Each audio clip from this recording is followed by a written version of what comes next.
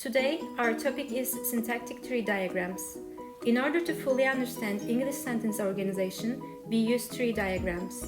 While we are drawing trees, we split the sentence into two parts, subject and predicate. First, let's focus on the subject.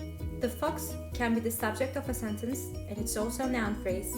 While drawing the tree, we split this noun phrase into two branches. The is our determiner, and fox is our noun. Plural s is another linguistic feature that we need to pay attention while drawing tree diagrams. Here, our subject is pluralized. Plural s is considered as a part of the subject, that's why we draw its branch from the noun phrase. Let's add an adjective to spice things up. Adjectives are words that we use to modify and describe nouns. For example, big. Big is our adjective, and the noun with an adjective is called adjective phrase.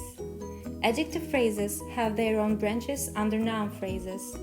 Therefore, we draw adjective big under the adjective phrase, which is located under the noun phrase.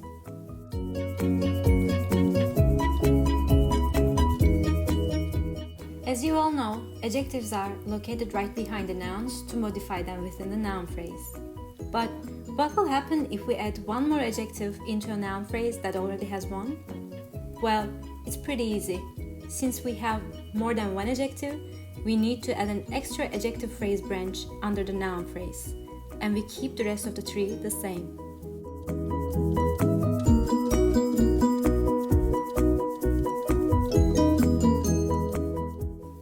Now let's examine this noun phrase in a sentence.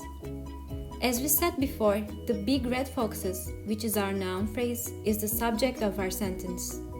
In order to form a sentence, we add our predicate, which is are ruining my garden. Divide the sentence into two sections, subject and predicate. We have already reviewed the subject part. For the predicate part, we always write it down in two sections. First one is auxiliary and the second one is verb phrase. The auxiliary will define our sentence's time aspect. For the sentence, it is present progressive aspect.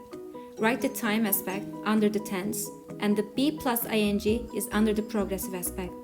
The rest of the sentence should be written under the verb phrase section.